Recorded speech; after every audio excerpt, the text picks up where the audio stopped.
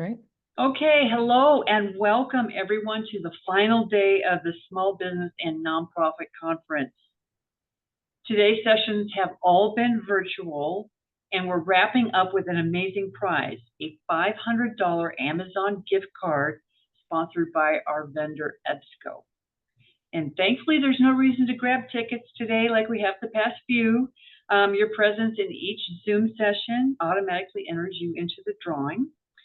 And as you know, this is the last one of the day. So you're almost done. So the winner will be announced on Monday, so keep an eye on your inbox. Okay. I am Regina Crandall, the Small Business and Employment Resources Librarian for St. Louis County Library. And thank you for joining us for this presentation by Laura Coronel of Treehouse on digital growth, unlocking website potential. This session will be recorded and posted to the St. Louis County's YouTube channel shortly. So Laura Coronel is the Content and Instructional Manager at Treehouse, an online learning platform focused on teaching key coding and website development skills. At Treehouse, Laura oversees content that covers technologies like HTML, CSS, JavaScript, and PHP, helping learners build a strong foundation for success in the tech industry. Welcome, Laura. Thank you so much, Regina. I really appreciate it. I see Kathy's hand is up. Should we take a question now before we start? Oh, never mind. Is that a mistake? Okay. Please be sure, everyone, to put your questions in the chat. I will do it. I will be monitoring it as I go, and Laura will also take Q&A at the end. Yes. Okay. All right. I will give it a go. All right. So welcome, everyone. Like Regina said, I am Laura Coronel. I am the Content and Instructional Manager at Treehouse. Just to say it again, we are a digital learning platform. So we've taught millions of learners, introducing them to popular programming languages, all from beginners to experts and that. So today we'll be exploring how websites can play a pivotal role in modern business strategies and how understanding some coding languages like HTML and CSS can unlock the full potential of your website. Let's get started. Okay. Here's what we'll be covering today. First, we'll take a look at why websites are crucial for any modern business.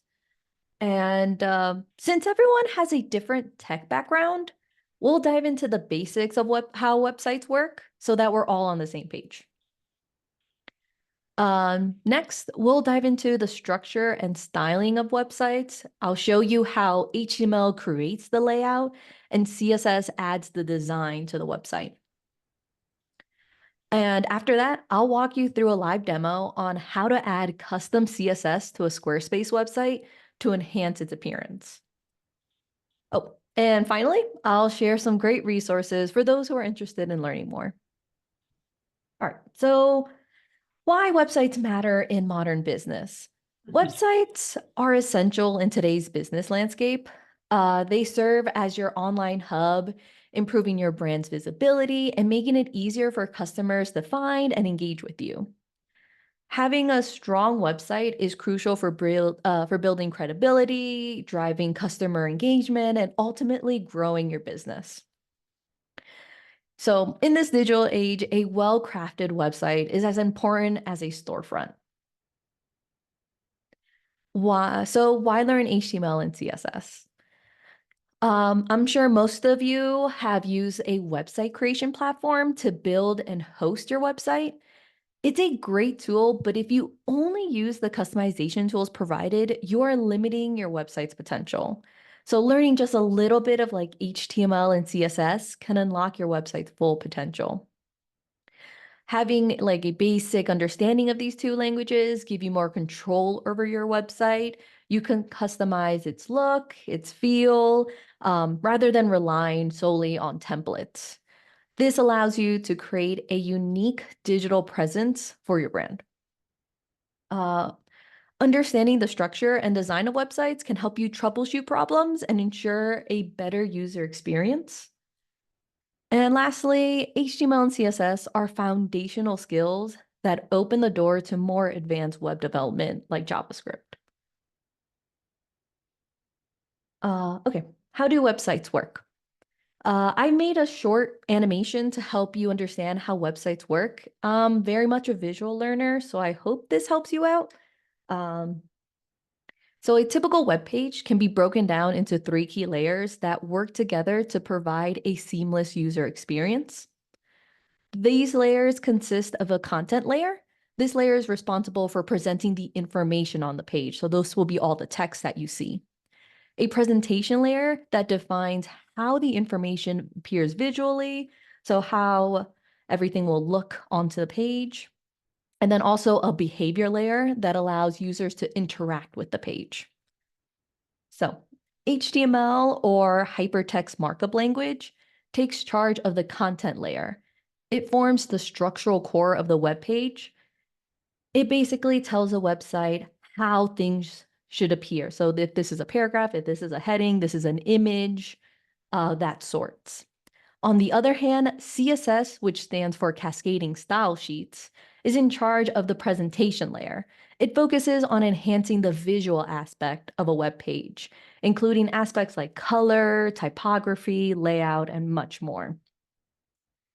The behavior layer is managed by JavaScript, which adds interactivity to the page. So for example, it can trigger actions like displaying a larger image when a user clicks on a smaller one.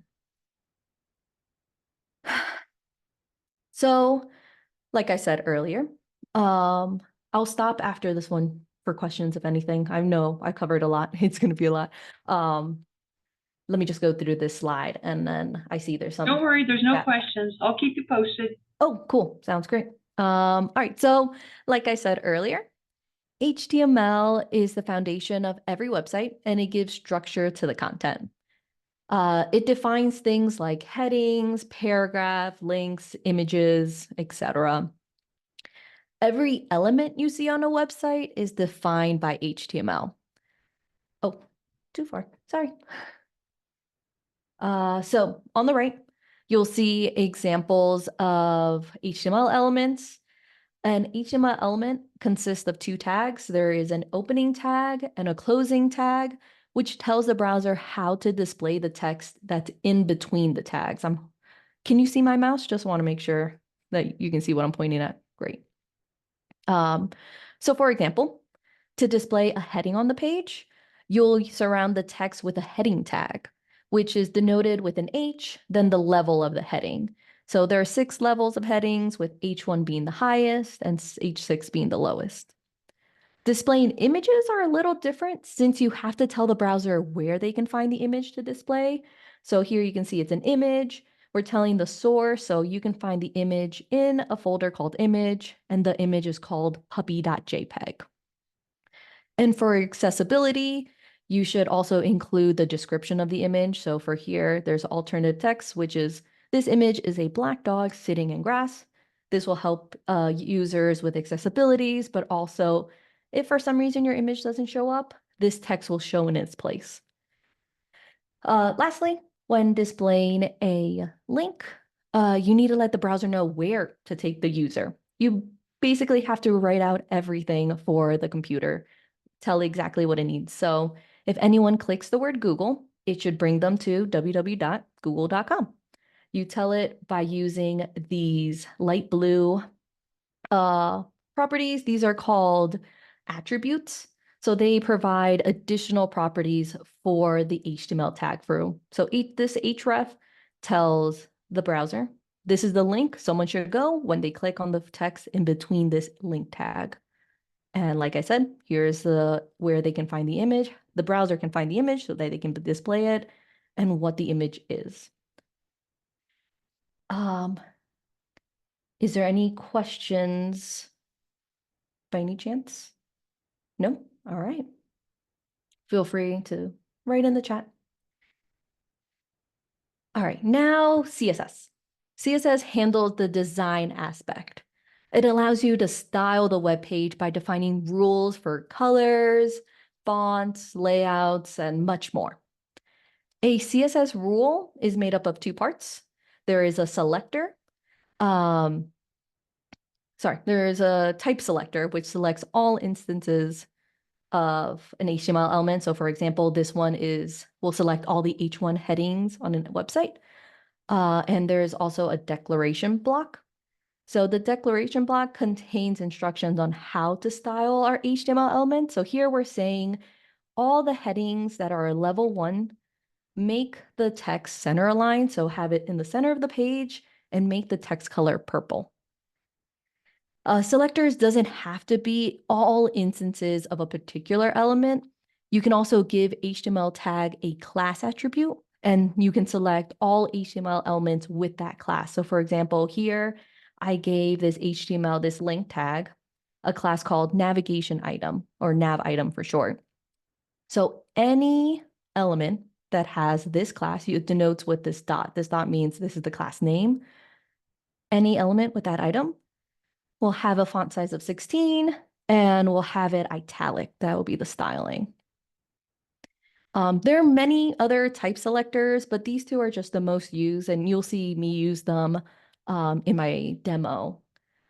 I hope you're not too scared away from all this. This does seem foreign. Programming is a different language, but these are the beginner languages that is very easy for people, not very easy, sorry. The beginner languages that people usually start with. So CSS gives you complete control over the visual presentation of your site. So HTML tells the browser what should be displayed, and CSS tells the browser how it should be displayed. What color should the text be? How should it look? And everything like that. All right, to the fun part, the live demo. So many businesses use platforms like Squarespace to build their website because it's easy to use. However, to make your website stand out, you can customize these templates by adding your own CSS. Excuse me.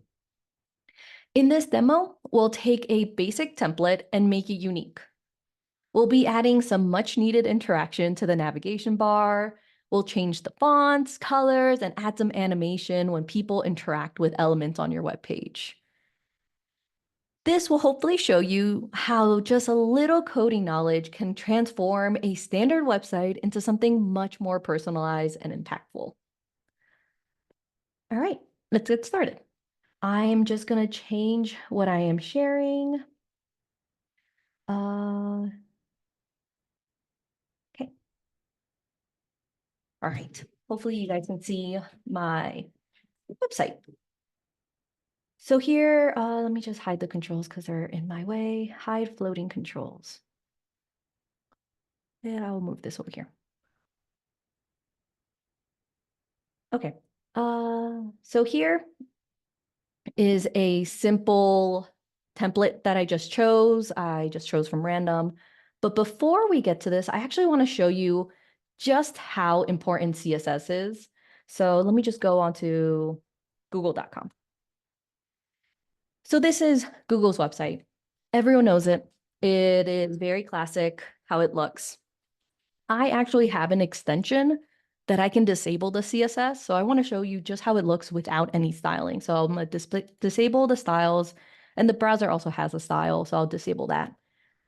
So this is Google with just HTML. As you can see, the icons are way too big. It's hard to manage. The search bar, I believe this is the search bar over here. You see the images are way too big. You kind of don't know what you're looking at. There's some random text, the word delete for some reason, a couple of times. There's a lot of text, 2 Google search buttons. It's very hard to manage. So CSS is very important to making a website look just how you're supposed to look. So if I bring the stylings back, it's nice, pretty Google. It's easy to interact with. You know exactly where to search. You know the buttons to click. Oh, that was fun. I didn't know that did that. But yeah, I hope just seeing this shows you just how important CSS is. So let's go to our live demo. Okay. The very first thing I want to change, I've noticed when you go over the navigation links, you kind of don't know you're about to click on something. It looks like just text. If you go to any typical website, you'll see some interaction. Like for example, if you go to Treehouse, you see this green line appear whenever you hover over the navigation link. Or if I go to the websites, the library's website, you can kind of see there's an underline before you're about to click on something to show people, hey, this is a place to click so you can go there and learn more. Squarespace doesn't do that for some reason. I'm not too sure. So let's add CSS to it. Let's make that happen. So if you're in Squarespace, if you ever used it, you'll go to a website, you'll click pages, and then scroll all the way to the bottom. There are website tools, and you can add your own custom CSS. All right. So just as a refresher, so for a CSS rule, we have to tell it what do we want to change, what do we want to style and how we want to style it. So I want to style all of these navigation links. One fancy thing, not fancy, but all browsers do this. They have a developer tool, but if you right click, you can inspect the element of HTML and it'll bring up this pop-up. It's a little scary. There's a lot of words at you. Let me see, let me make the text a little bit bigger and go back, inspect. All right. To your left is all the HTML of the page. But when we click inspect, it highlights specifically what we right-clicked and asked to inspect it. And on the right, we see all of its stylings that it has. This is all the CSS that is in it. For example, there's some transitions to it, some colors. You can click and unclick to affect the CSS. But this is how I'm going to select or figure out how I want to,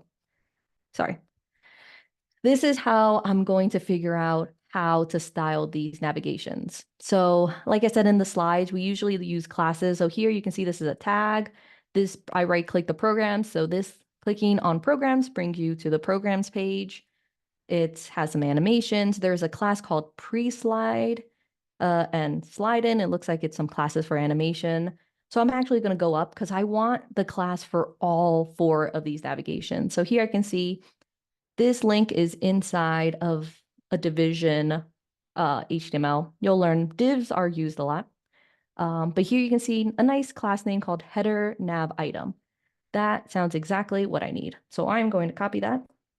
And in here, to denote that it is a class, we'll do a period, and I'll paste that in and some brackets. So what kind of interaction I want? I kind of want this navigation bar to get bigger because it already has a line underneath to tell you where you are. So one fun thing I kind of use sometimes, I use a right to kind of play around what I like to have it do. So I want it to transform. For some reason it didn't come in, transform. This gives you a lot of basics. I want it to scale. I want it to get bigger. 1.5 looks a bit too big for me. So when someone hovers it, I want it to be, 1.3 sounds, 1.3. I like 1.3. So this is how I want it to look when it hovers, but I don't want it to look like that all the time. So to do that, you probably do just a semicolon and you write the word hover. So this is telling the browser, this is how this item should look when someone hovers over it. And I'm basically going to copy the same thing we wrote down here. I want it to transform. I want it to scale 1.3 times bigger and add a semicolon. So now, as you can see, now when I hover over all of them, they get bigger. I don't like that it's just like momentarily, there's like no transition to it. It's just like, boom, big. Let's add some transition. So I'm going to do the same thing, just going to copy. So for the same headers, I wanted to have a transition. So let's do a transition. What do I want to transition? I want to transition this transform. To make it very drastic, I'm going to do 1 second.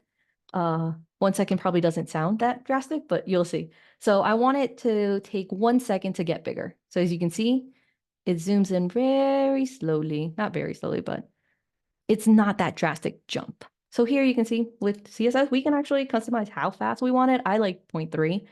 It's kind of like in your face, like boom, you can see it right away that it changed.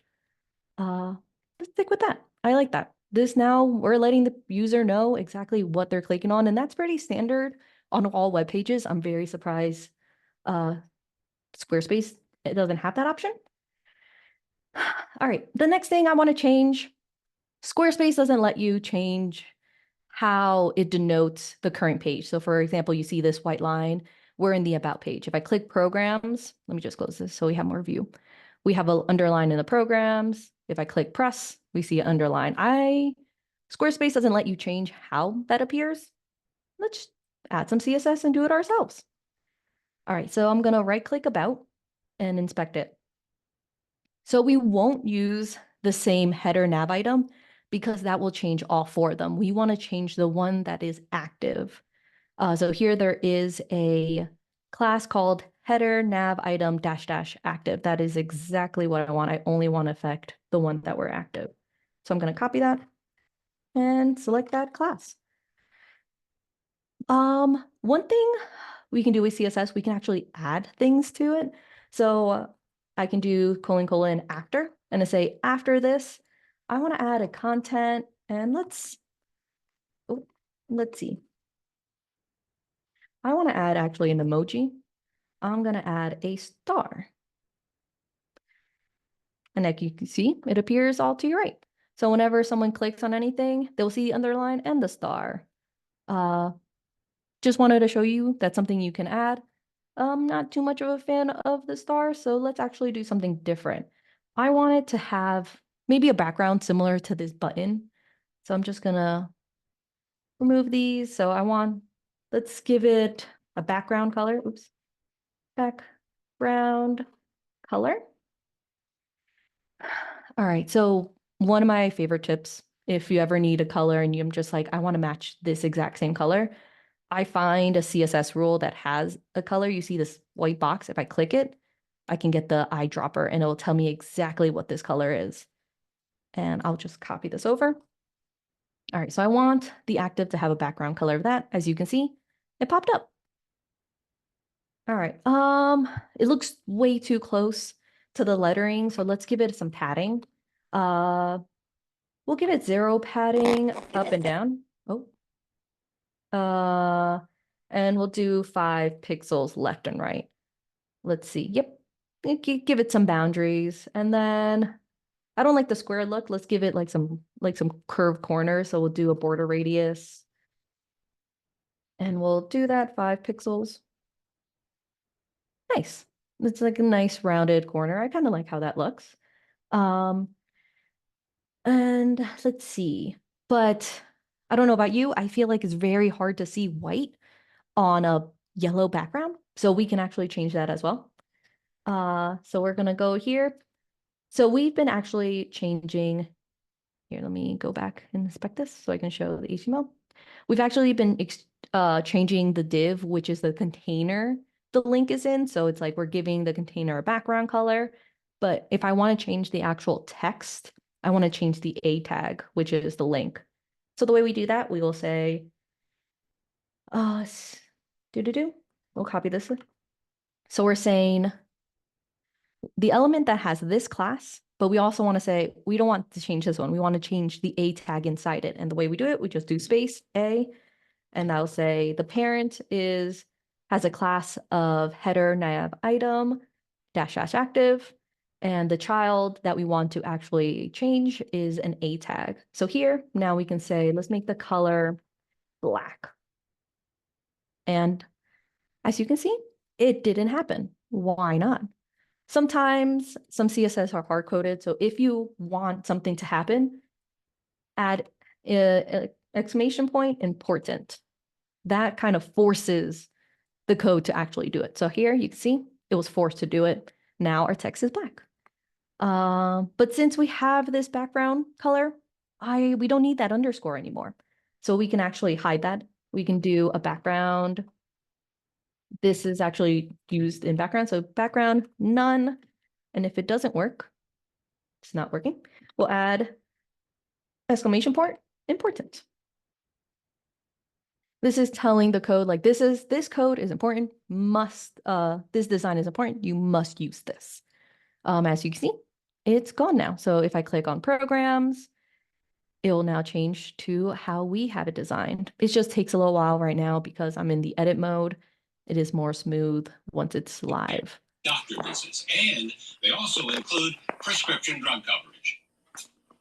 With Original Medicare, you're covered for hospital stays and doctor office visits, but you have to meet a deductible for each. And then, Does anyone have a question? Who unmuted?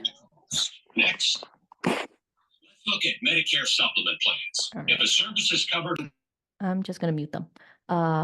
If they didn't have a question, if you had a question, you can unmute yourself again. Sorry. and the 20% co-insurance. Okay. Oh, all right. So next thing I want to show you is the button. Squarespace doesn't let you customize how the button animates. So here you can see the opacity gets a bit dimmer. I kind of don't like that as a join now button. I want people to be excited to join. I want it to kind of like pop in their face. So let's change that. I'm gonna right click and I'm gonna inspect. All right, so this button is actually a link with the class button border theme. It has a bunch of things. I just want to change, I'm going to change all the buttons, how they all look. So I'm going to just copy the button class. These spaces just denote there are a bunch of different classes. You can have multiple classes. So I'm just going to take the button class. So dot button. All right, so what do we want to do with the button? I want it so when it hovers, maybe do the same interaction that we did here. I want it to get bigger, pop in people's faces, like join now, do it. All right, so because that is a hover interaction, we want that to happen when it's hovering. I'll add the colons and hover. So here I want it to transform. I'll do the same thing. I want it to scale 1.3. And let's see, it gets bigger, but now we still have that opacity. We can actually eliminate that. So we'll say the opacity, we want it to say 1. Let's see. Oh, and it didn't do that. So what we do, we add exclamation important and make sure that happens. There we go. I like that much better. And just like previously with these, it had that jerky getting bigger. Let's add some transition to it, make it nice and smooth. So that button, let's add a transition. We want the transition to be of the transform. We want it to, let's do 0.3 seconds and ease. Oh, it didn't do that. And when it doesn't happen, we always add that's going to be important. There we go. Like a nice smooth. I think 1.3 is a bit big. It gets really close to the login. So let's do 1.1. 1.2. So as you can see with CSS, it's just so easy to adjust the animation. I just change a number and I can see how it changes immediately. And I kind of like that much better. So now it's like join out. Nice big instead of kind of like a hidden join out. I like this much better. I think it looks great. The next thing I want to show you is one of my favorite things. Like you think you can't customize this, but actually you can. So one thing I love customizing is the scroll bar. The scroll bar isn't part of your HTML or CSS. It's part of the browser. The browser provides you a scroll bar, and we can actually change it. CSS has a thing called pseudo elements, where instead of selecting an HTML element, you're selecting kind of like a fake element. So WebKit provides you some. So you do : WebKit. I want to adjust the scroll bar. And this is going to affect the bar, not the actual thumb. This dark thing is called the thumb of the scroll bar. We're right now adjusting the background. So I kind of wanted to match this cream color. So let's give it a background. Oop. Background, and let's use that handy dandy tool. So if it doesn't come up, you can always write just color on any element. Oh, color. You can pick whatever color you want, and that blue button, there you go. That button should appear. And I want this. I'm going to copy this. It looks like I accidentally changed the color of the text. There you go. I'm going to take that off. So I want the scroll bar to have that cream color.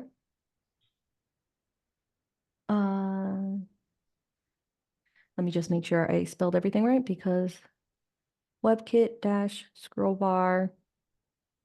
Cool. Maybe it'll change later. Let's give it a width.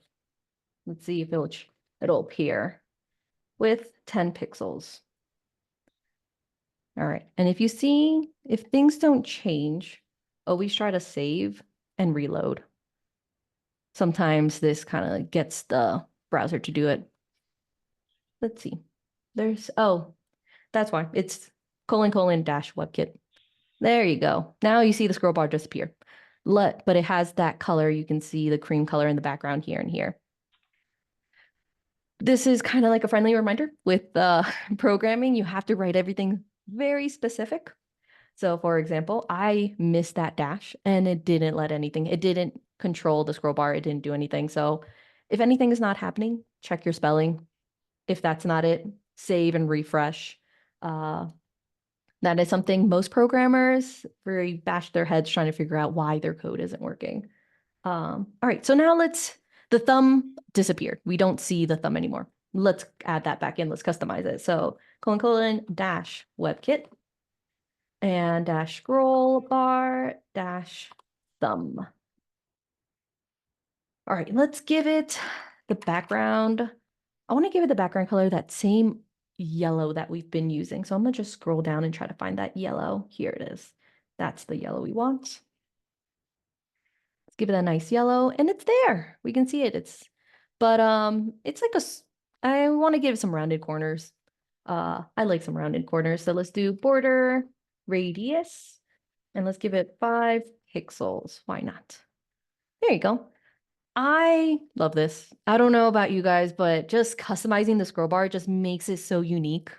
It grows great with this website. It's that same action color. It brings your attention. It's fun. It's not like your typical scroll bar. So with CSS, you can customize things like that. Squarespace doesn't give you that option, but thankfully they let you add your own CSS. So just like I just added 9 lines of code, and that changed drastically. I think it's so much better. I love it. But yeah, so that is the scroll bar. Another thing I want to show you, let me just save to make sure. Okay, and Laura, that brings to just a question that's in here. It says, Yeah. What do you suggest for a website host? We use Squarespace for e-commerce and a website for ease of use. But would WordPress plus Site Developer be a better around the same price? I will be honest, I haven't used, I've only really used Squarespace before. I haven't used that other platform. Unfortunately, I don't know if I can really give advice on which one is better or worse. Okay. I'm so sorry about that. No, that's fine. And is there going to be this is a little over their head? Is there going to be something a little more fundamental about content, fundamental basics of content for a website? But this really isn't about the content of a website. It's website development, correct? I'm assuming so. So most of these things I'm showing you how to do, you will learn by just taking our intro to HTML and CSS. It does look scary. I am sorry. It's a lot of code. It's foreign, but I'm sure once you take that's just the introduction course. Like if you take the introduction course, you'll get a sense of how these things work. Sorry, it looks a little scary. I know it's a foreign language. It's programming is basically like learning a different language, but once you learn it, you kind of get the hang of it. Okay. Okay, Jan, I see you have your hand up. Do you want to unmute and ask your question? Actually, no, unless there's another Jan. I didn't know I hit the hand raising Okay, icon. we can ignore you. Okay. Okay. All right. Okay. Thanks for the questions. All right. I'm also going to show you. Wait. Oh, we have please comment on integrating social media feeds into websites. Yeah. I'm sure Squarespace has a thing about that. If you scroll down, home. Squarespace, I know they have marketing. I think here's where you add it in, but definitely when I'm looking at a website, I definitely scroll down and just go to people's, look, it's already integrated here. Sorry, let me just hide these controls up here. hide floating panels. So with Squarespace, it looks like it's already implemented. So if I click edit and scroll down to the social media, it's usually in the footer. That's where I usually go and look anyways. You can edit here and you can actually put your own Facebook, Facebook, Instagram, and LinkedIn. You can also add a bunch of other social medias. I think you just add your link and it should show up. Here's how you just edit how it looks. But I definitely do recommend adding your social medias, especially if you're like a company that has products. Like I definitely look at people's LinkedIn, not Instagram, if it's a food place, because I want to see how their food looks and everything. So I highly recommend putting your social medias, like having Instagram. I am very much a millennial, so I know the younger generation looks at social media and that's how they find businesses. I know my niece, who she's 11, she uses TikTok and that's how she finds like the next hip restaurant, hairstylist, or anything. I highly recommend to have your social medias at the bottom and you just click edit. You go down here, Squarespace makes it nice and easy. You just click the edit and you can add whatever you like. This is here, you add your profile, you can display the icon and things like that. I hope that answered the question. Does that help, Bill?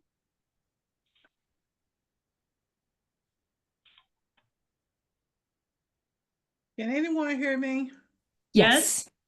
Okay, because I put something in the chat, but I have nobody recognized it. I wasn't sure if I was on. Thank you.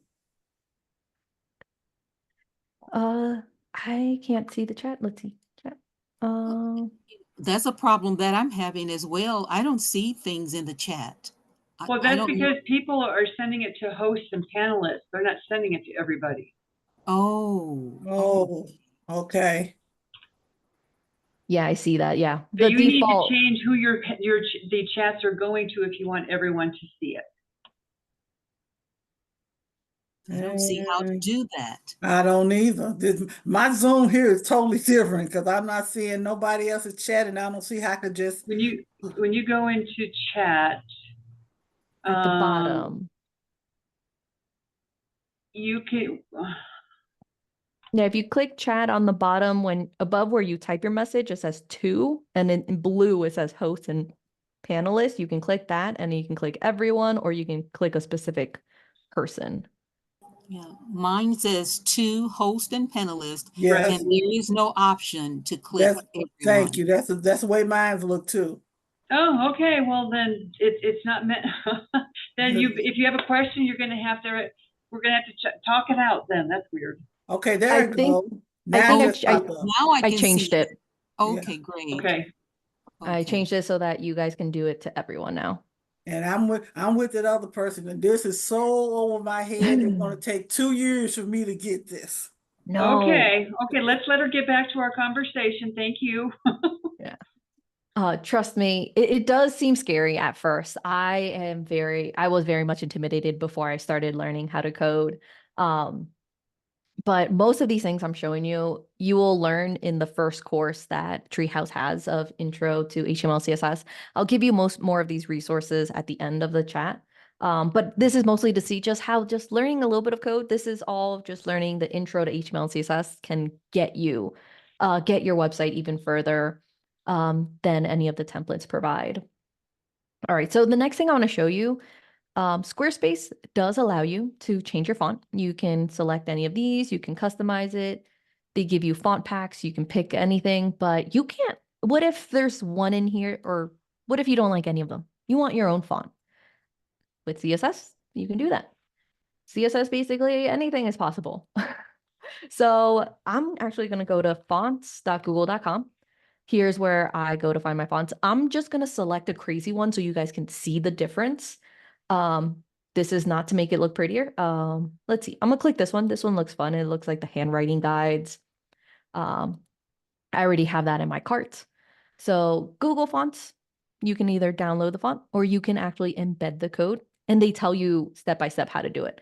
So they say, embed this code in the head of your HTML. All right, I'm gonna copy it, go to our live demo. I'm gonna exit, go back to where we were. We were in pages. We scroll down, website tools. So this is not CSS, we want to code inject it, and this is the code we'll inject in the head. I was testing things out already. I already pasted it before. This didn't just magically show up. I was playing around with this. So what this does, what Google wants you to do, this will load the font. This won't use the font. This is just loads it to your website. To actually use it, we'll go to CSS. CSS, there's a universal selector, which is just a star. It selects everything. It says, all right, everything in my web page. Let's go back on the font. I'm just going to copy these things, which tells you this is the font family. This is what they should show. These are optical. This is the things Google recommends. I'm just going to copy it. I trust Google. Go here. I'm just going to paste it inside. And as you can see, some of the text change, not all of it. So when in doubt, add hashtag important to the font family, because the font family tells the website what to show. And boom, now we have the font we wanted. This is interesting. I mostly just chose this font to show you how drastically show you the difference. If I chose something that was slightly different, you might not see it. But as you can see with CSS, you can pick whatever font you want. You are not limited to what Squarespace provides. You can do whatever you want. I'm going to remove it just because I don't think the font makes the website look nicer. Okay. So that was adding your own font. You can also edit fonts. So for example, here in Squarespace, I can edit this. I want to make this a different font. I want it to stand out. I know there's an underline, but I want even more to have it stand out. This is just make an impact. I can't change it. If I say like, oh, I want it to be monospace, it changes everything. That's not what I want. I want to change just this. So let's do that with CSS. Gonna exit. And I'll right click, inspect. Cool. So this make an impact, it's its own HTML line. It has its own class. So let's just copy that class. Dot. We'll put that class name and we can style it. So I already played around with this. I like the font family. We'll just make it cursive. I think that's like a nice, and boom, it makes it cursive. And like, again, if you want, you can also go here and play around with all the different font families. Oh, font family tab. And there's a bunch of different font families you can pick from. As you can see, just scrolling, keep scrolling. There is quite a bit. I just picked cursive. I thought it looked pretty. So boom, now it's cursive. And this will happen throughout your whole website. So if I go to programs, programs also has something that's underlined. Now it's cursive and it's all pretty. And so is press. Oh, press doesn't have any. Okay, we'll go back to the about page. So that was fonts. You can pick your own font. You can change the font within the same paragraph. Squarespace doesn't let you do that. So these are just some fun things. I want to show you some animations. Squarespace has some interesting animations for images. Like for example, let's see, edit, image effect. You can add like static or weird wobbly things. I'm not a fan of any of them. What I kind of want, I want it so that when someone hovers over it, let's change it. Let's maybe have the image grow within it, or we can change how, maybe change the image to black and white, kind of make it more serious. So let's do that. So I'm gonna right click, inspect. So this is, oh, it has a bunch of things. Oh, but here's the image. The image is over here. It looks like it does have something over it, which we'll handle that later. All right, let me just scroll this down. I'm just going to tap. I'm going to select all images. I want all images to have this property. Image, boom. So we want it to happen when it hovers. So let's just do hover. We'll have it transform. We'll do the scale like we did before, 1.3. And now, let's see. If it doesn't happen, oh yeah. I remember I saw something that was above it. For some reason, there's this div fluid image overlay that's not allowing my hover to work. So I'm going to disable that. So dot fluid image overlay. I am going to display, so with CSS, I can like take things away. Boom. Oh, now is that drastic jump thing again. Let's add that transition back. So we'll do image. Transition, gonna have it transform. We'll do the 0.3 seconds and have it ease. You can also change like how it transforms. There you go. Nice, smooth. And for example, if you don't want this, let's say we want it to be grayscaled instead. So instead of transform, I'm gonna really erase that. We're gonna add a filter to it. We'll add a filter. We'll have a grayscale 100%. And then our transition, instead of transform, it's a filter. Boom. So now it filters to a grayscale, which I kind of like. It seems a little professional, more professional than the zoom in on the face. So yeah, so we can add effects, we can add filters, we can scale, we can do a bunch of things with CSS. Let's see. For the next couple ones, just because I want to make sure we have time for Q&A at the bottom, I think I'm just gonna paste in the code. I already have it written off to the side. But you've seen I've done this a couple of times. So one thing I want to change here, the footer. I feel like it's too much, especially if I put like my business's address. Like I kind of want this section to pop out. I don't want it in the same background. With Squarespace, you can upload your own image. Like say I want the left side to be one color and the right side to be another.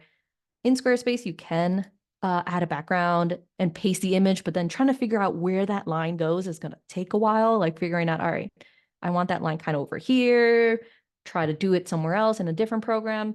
So with CSS, we can do it all over here, all in one place. So I'm going to scroll all the way to the bottom. Oh, all right. Just want to give some space. This is the footer. I want the footer.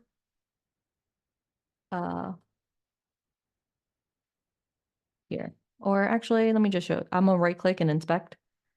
So this has a class or here. Sorry, I clicked on the wrong thing. If you inspect this, you can see it's here. It's Blooming Coach. There's an HTML content. And if I work my way up to trying to find where the footer is, you'll see that the class is a content wrapper. This content wrapper, hopefully if I scroll down, it will show you, it selects everything in that footer. So that's why I'm using. So inside the footer, I want to control the content wrapper. This is wrapping the whole footer. I wanted to affect that background. So just wanted to explain what I just typed in. So background, you don't have to do a single color. You can do a gradient. So I want to say it's a linear gradient. And then we're going to use that nice white cream egg color shape. Or no, I wanted to use the yellow first. There's the yellow. Let's grab that yellow. All right. First, I want to tell it how the gradient, so it's to the right. This is the first color. And I'm going to give it the second color. Let's copy that eggshell color. All right. So now you can see there's a gradient happening. I kind of want it more of a sharp like line. So we can actually do that with HTML. So we're going to say 80% of this should be yellow and only 10 or 20%. That's to make it 100.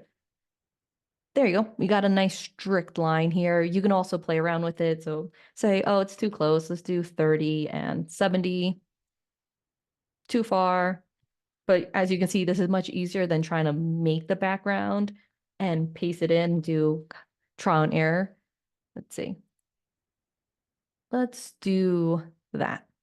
And then here you can see let's see if it lets me, if I make the page smaller, it will adjust. There we go. If you make it smaller, you can see that it kind of stays with it, that line.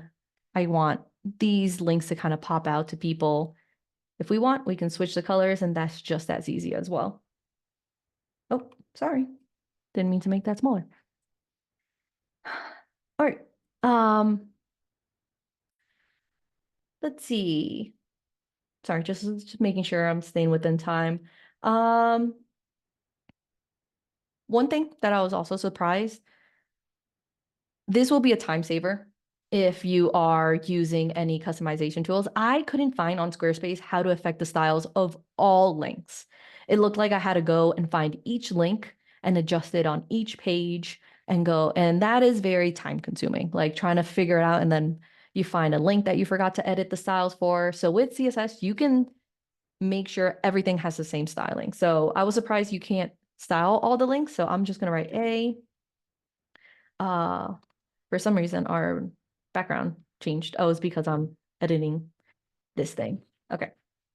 So I want to affect all the styles of the tags. I wanted to have, I want to edit this line underneath. So I want to, first I'm gonna remove it because to actually edit it, I need to use a different style. So it will take some time to master these, but also know that ChatGPT is a thing. If you ever need help figuring out like how do I do this? One nice thing about coding, you can check right away with ChatGPT. If ChatGPT is wrong, your code won't work. That's why learning HTML and CSS will help you figure out why it's not working. It will help make ChatGPT better. So like, yes, this does look crazy and scary, but right now in this day of age, we have AI. AI can pretty much help you, right? You tell it, hey, I want this link to look like this. How do I do it? And if it doesn't work, you have a conversation with it. Or of course, at the end of this presentation, I'll give you my email. If you want, you can reach out to me and say, hey, help, and I can try to help you out. So yeah, so I removed the underscore because I wanted to make it my own. So I'm gonna give it a border. A bottom border, we're gonna make the line 2 pixels wide. I'm gonna make it solid and let's use that nice yellow color we've been using this whole time. Copy. All right, so it's that nice yellow color. I think that would be nice, but now you can see it have changed our footings. It added it up here. I don't want any of that. That is too much. So I kind of just want to change the main body of our element. I just want all the links in our main compartment to look like that. And thankfully in HTML, there is an element called main. That is where all of these HTML tags are inside a main property. So as you can see, once I said, so inside main only affect the links that are inside main. So you can see here, it didn't affect that. It went back to normal and here it's back to normal as well. I think it's a little close to the text. So let's give it just some padding at the bottom and we'll make it 2 pixels and that will scooch it down just a smidge. I think that looks much better. But then we lost that animation. Like, how do people know this is a link? There's nothing happening when I hover over it. So let's add an animation to it. So main A, and we want a hover animation. Let's make the border back. Border bottom color. But let's make that black. So now you can see it changed that line underneath the black so people know they're going to click on a link. There is much more I can show you with CSS because we're running out of time, just because I want to make sure people have some time for questions. So this is a programs page. These texts are nice, but I feel like the text is kind of going too much on people's, or I don't like the horizontal. I kind of want to make it vertical. I actually already wrote some code for this, so I'm just going to copy it in. So here, I can write some code. I can tell with the writing mode, I wanted it to be vertical and it changed it to vertical. It's kind of nice, but I don't like twisting my head to the right. Let's have it go to the left. I think that's more natural for me. So I am gonna put this text right in and boom, portfolio, I'm taking the text. I am rotating it 180 degrees and then putting it back to the left. This does sound all crazy, but this is, it is intimidating. I'm sorry. Coding can be intimidating, but just taking this, most of the things I'm showing you is taking the first class of Intro to HTML and CSS. You'll learn color, how to insert fonts and everything. And I want to show you the final result. So this is our website now. I actually have a page to the old one. Let me go back to the about page. So as you can see, nothing really happened before in the about.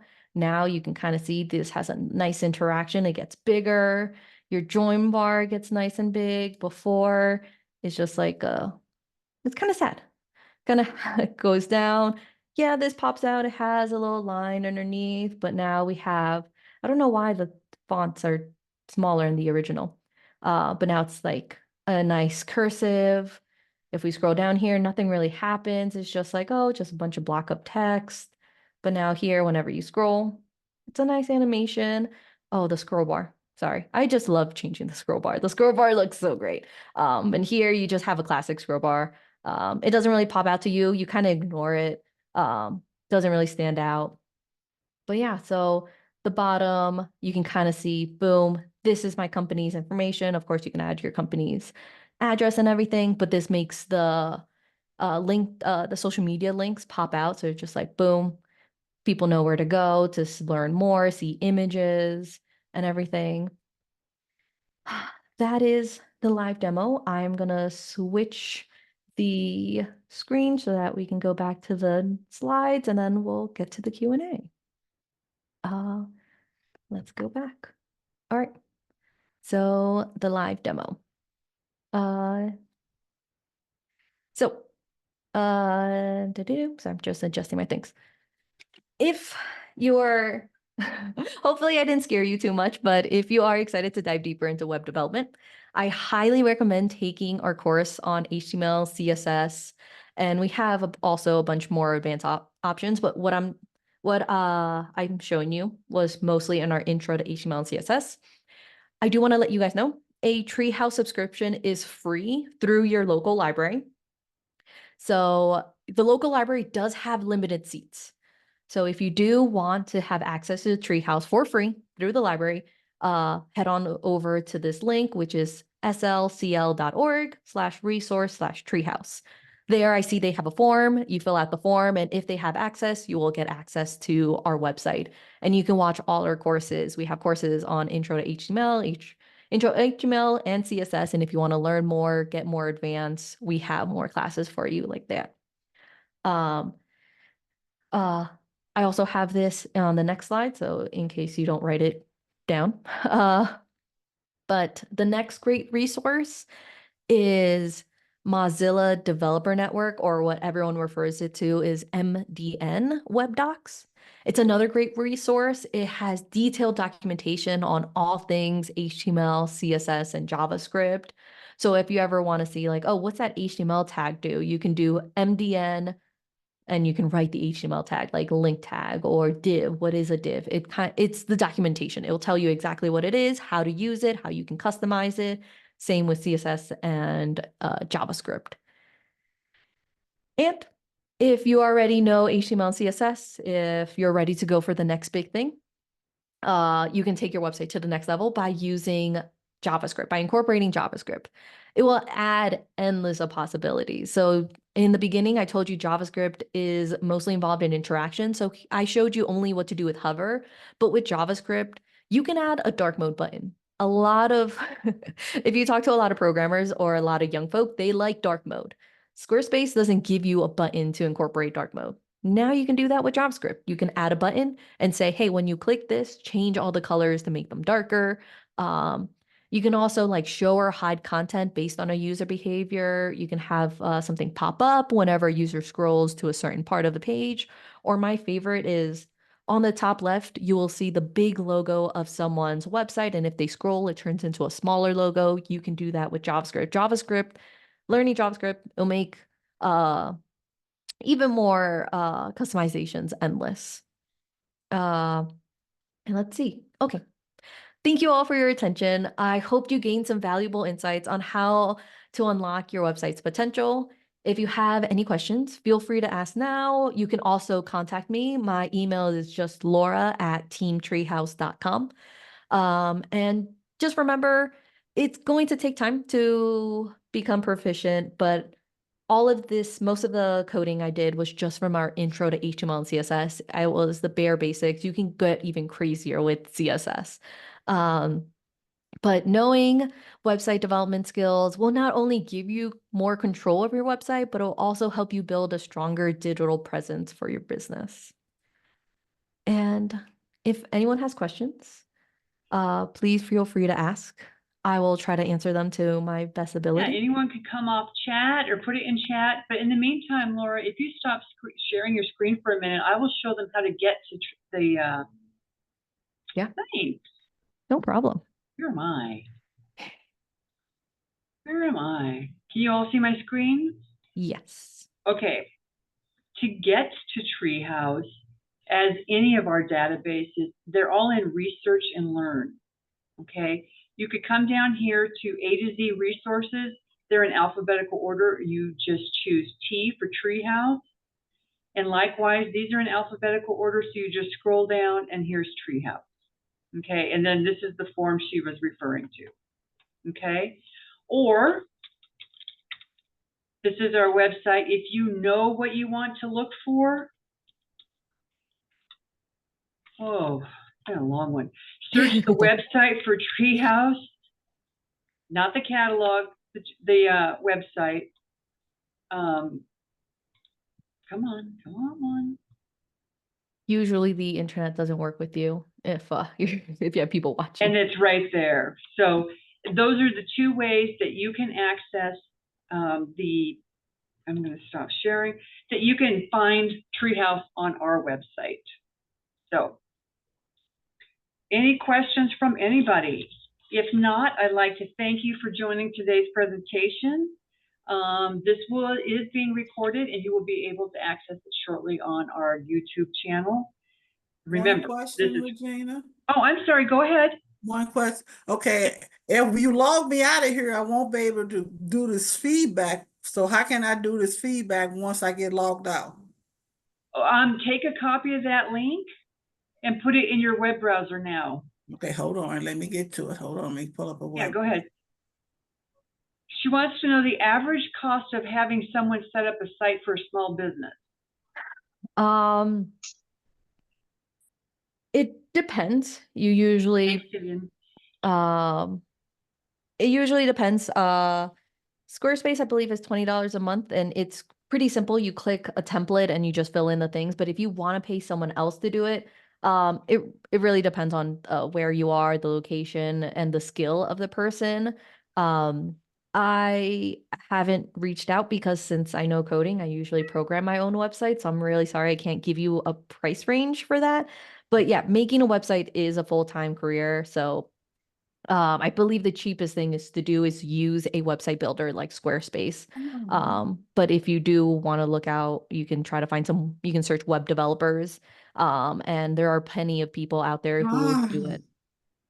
Are you still struggling? Yes, I am. I know how to do a paste and copy, but it don't want to do it for me. Well, Hold on. even if you go into that link in the chat, it will save it. It will. Okay. It will save it. Okay, so then you have it, even when the webinar is over. I do have it now. Yeah, and any of you, if you didn't get a check into the chat, I do have a link if you want a feedback form for not only this event, but anything you saw during the conference. We'd love your feedback. We know how to improve, what you liked. We'd love to hear about it.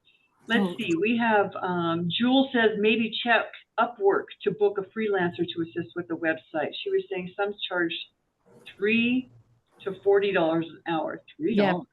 Yeah, that's a great resource. Yeah, there's some folks who want to expand their portfolio, so they will make their prices cheaper so that they can have something on their portfolio. But yeah, Upwork is a great resource to do and find some freelancers because the tech industry has quite a bit of freelancing because that's how people build their portfolios. They just reach out and do websites for other folks so that they have something on their portfolio. But yeah.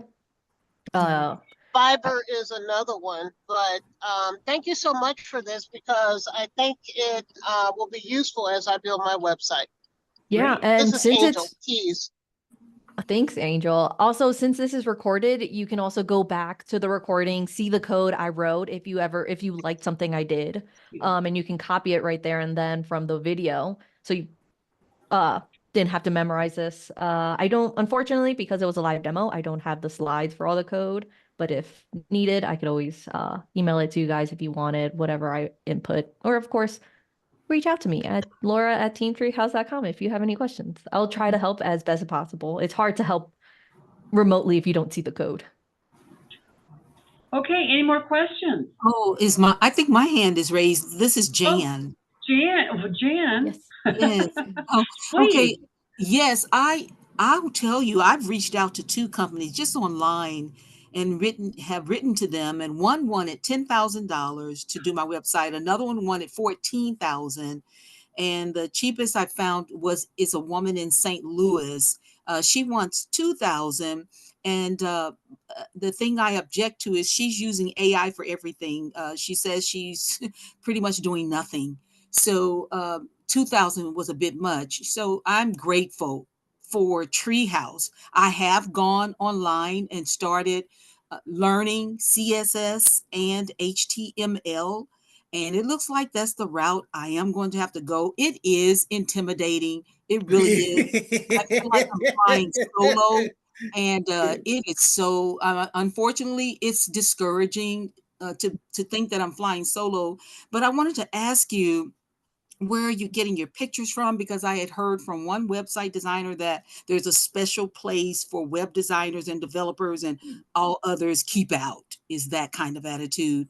So when I saw that image on your site, did you go somewhere special for that? Oh, that I just clicked the template. The Squarespace just provides images as the template, so I didn't do any images.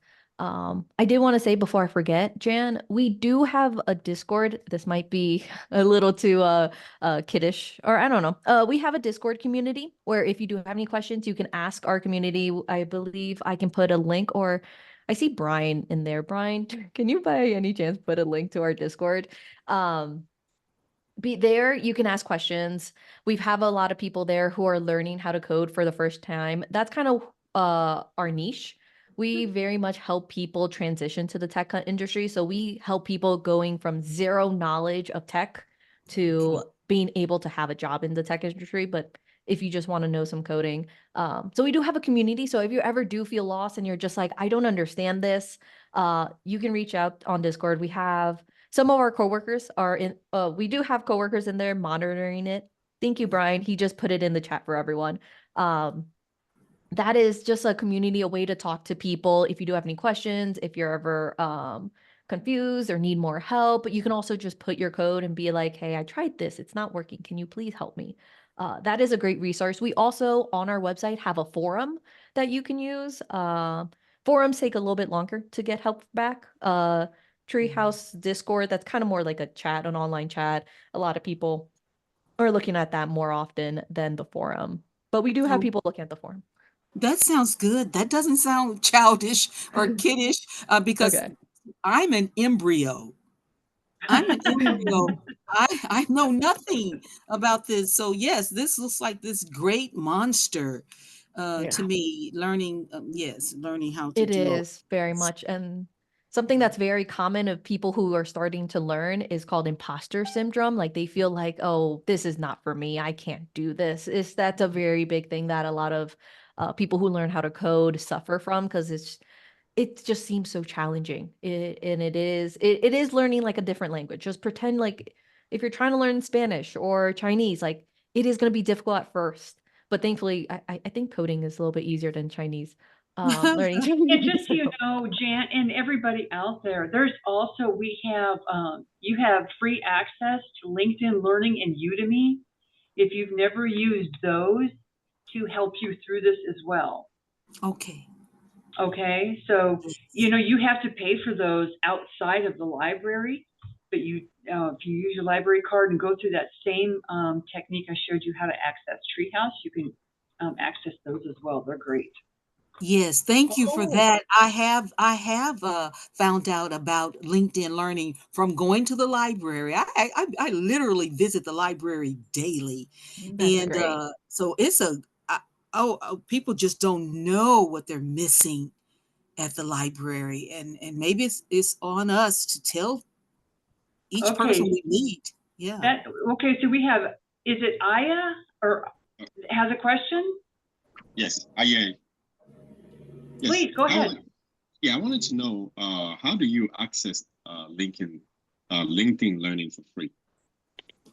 For free? Yes. Okay, this is our website, correct? Yes. Research and Learn. All of them, you come down to A to Z. LinkedIn Learning is an L. Oops, I can't even do that.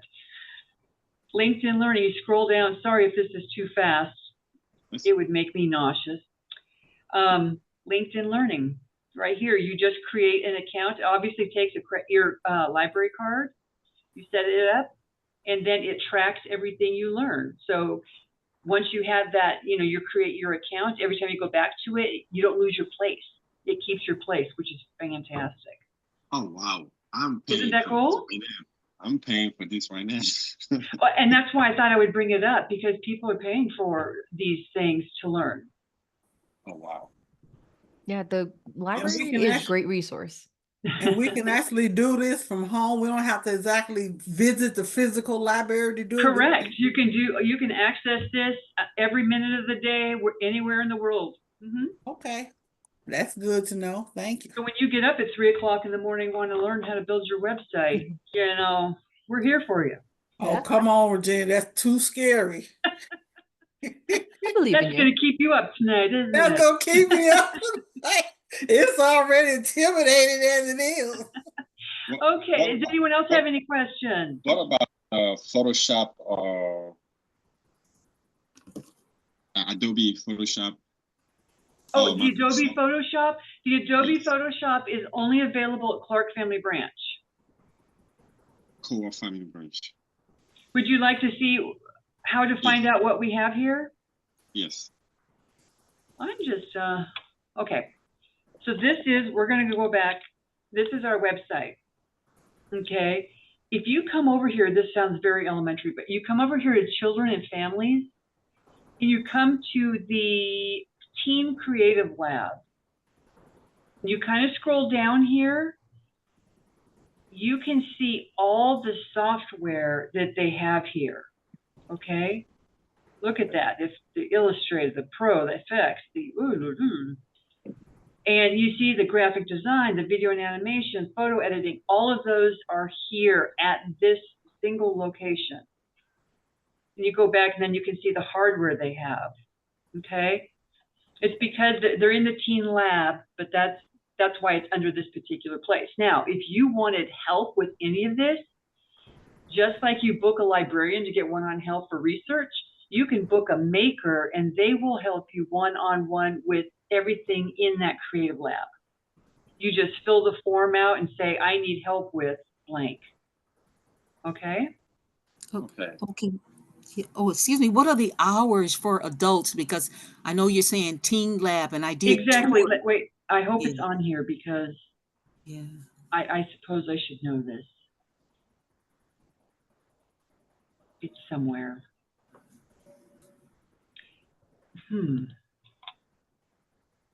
Check out our calendar.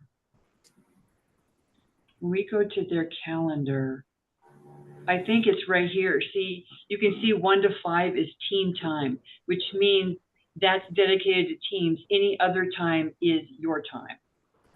So from when we open at 9 o'clock until 1 o'clock, it's for anybody, adults or it's only this time that's dedicated to just teens.